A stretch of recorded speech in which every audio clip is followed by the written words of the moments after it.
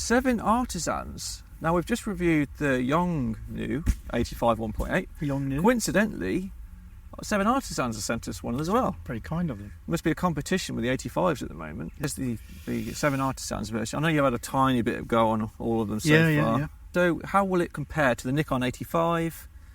And let's talk about the build quality.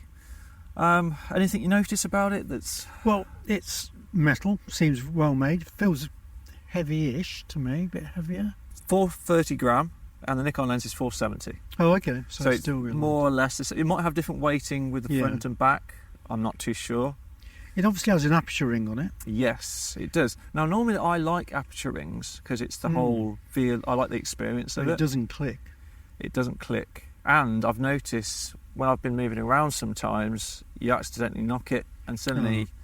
Because I use it on automatic sometimes, and then suddenly you've knocked it, and then suddenly you can't change it. If you leave it on automatic there, then obviously you can just override it and choose the aperture on the camera. Yeah, exactly, yeah. Which I suppose most people will do. I must admit, if you're going to put an aperture ring on it, put the hyperfocal markings on it. You might as well. Because otherwise, we might as well just change it.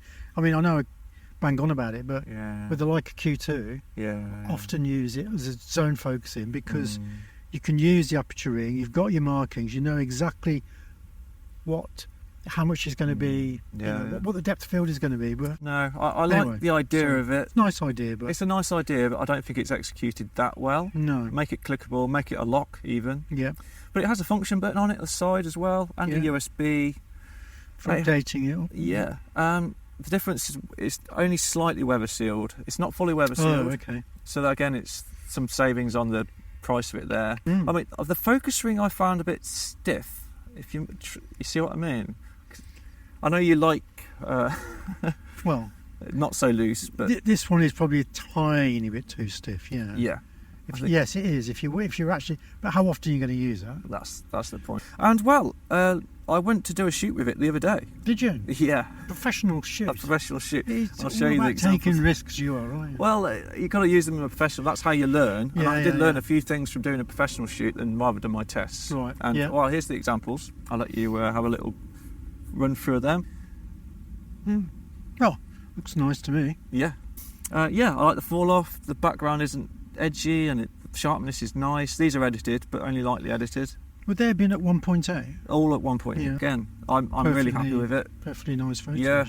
I'm really happy with it. So let's go into sharpness. Right. So minimal focal distance. Well, that one on the right is sharper, which is the Nikon. Yeah. It's more obvious to tell with this copy, I think, than this model. Right. And again, the Nikon is quite clearly. Yeah, this is at minimal focal distance at 80 centimetres. Yeah. But how much sharpness do you need with portrait lens? Okay. Right, and I took a picture of a cat before I came with both lenses. I've done this with her lens as well. And 100%. Now this is blind, so you don't. Which one is which? You have to guess. Well, the Nikon's the one on the left. How can you tell? The grain in the wood. Right. Okay. It's quite a lot different. It's a lot sharper. Yeah. And there's the result. Yeah. Yeah. And so that's the thing with sharpness. With portraits, you don't always need that clinical sharpness. No. But I've noticed when I'm doing like wildlife photography, if you want to make compositions, so something's further away, and you want to make a different composition, like I've just done that with 100%, having that extra bit of sharpness means you can crop in more and retain the sharpness. Yeah. So you see what I mean? Yes. Yeah. And that's when it's useful to have the extra bit of edge sharpness there. But I did learn a few things doing this test. What did you learn, Russell? Well, when I was doing my tests inside and outside, it's a bit slower focusing, which you would expect from a third-party lens. But when I was doing the shoot, sometimes I'd hold the camera up to the client, and it wouldn't focus. Oh, sometimes it took 3 seconds to find the acquisition. Even though I looked at home, all my photos of the client are in perfect focus, all on the eye, 100%. Just took a little while. That acquisition every now and then. Now you might think, well, it's a big deal, but if something's moving, it's good. It's a different every story. time or just occasionally? Though? It happened 3 or 4 times throughout the shoot. Out of how many? I took about 70 photos. Right. So 3 or 4 times it happened where it was like, oh, where's what am I trying to do? 5% of the time. It was... That's quick math, that's impressive. Thank you. So image rendition, if you look at the backdrop, is it Is it distracting? Is it much different? I prefer the Nikon. Why is that? It seems a bit more blurry, creamier. Yeah, I find the 7Artisan is a bit edgier in the backdrop. Slightly different colour. But Yeah. I don't know which is the most accurate. But that could be in camera. I've noticed because I did these tests at the same light. Right. If I took a series of photos, even with the same lens, the colours are sometimes different within themselves. Yeah. So the rendition, the colours are great. The sharp is level behind. The focus is a bit hesitant occasionally. The background is pleasing enough. I'm happy with the results. If you don't compare it to the Nikon lens, sometimes you don't know. You wouldn't know. No, I don't you'd think. be fine with So that. let's go on to the price. Actually, let's jump straight Let's in. go on to the price. It's £279. Ooh. £279. Okay. Brand new, which is really good price. Nikon's about 800. Yeah. So it's like almost a third of the price. 35%, yeah. That's crazy. And we've said before in our reviews, if you don't use, it's nice to have an 85 in your arsenal. If you don't use it all the time in a professional setting, well, I've used it professionally and I'm fine with it.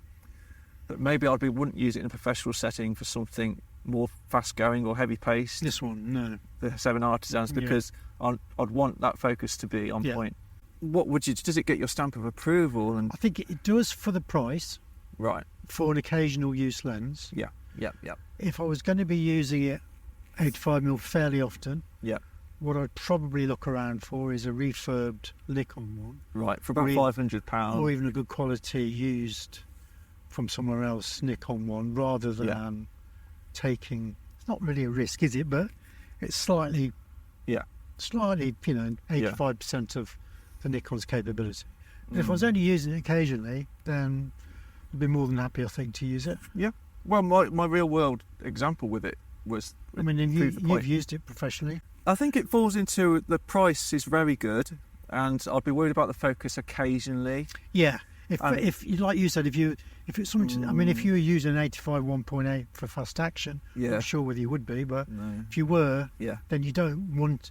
If it's a portrait, you can sometimes you can afford 5% of your photos to be slightly slower focusing, can't you? Because it's nicely made, feels good. Yeah, exactly. Like we've been saying, because we review a lot of third-party lenses, they're getting better and better all the time. Just because Nikon don't send us any.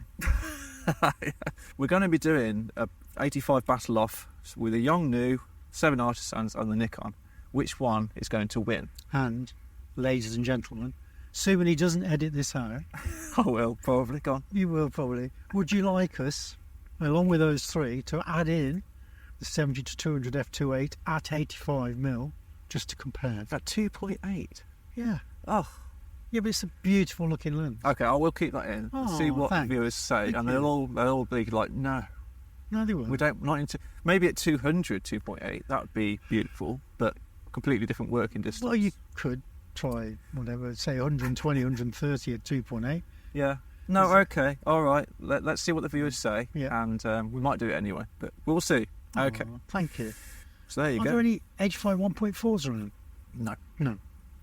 That's maybe what Nikon's going to bring out next, because they released a 1.4 Is that range. because, did you say they won't let anybody do an H5 1.4? I think they have embargoes on it. Right. Yeah. Still, I mean, you compare it, once you go into a bigger range, you've got the 85 1.2 from Nikon. I have the 105 1.4 f-mount. Yeah. I love that. But I think they're different categories. I mean, they're really expensive lenses. So yeah, they are. Different ball game. Yeah, so there you go. See you next time. See you next time.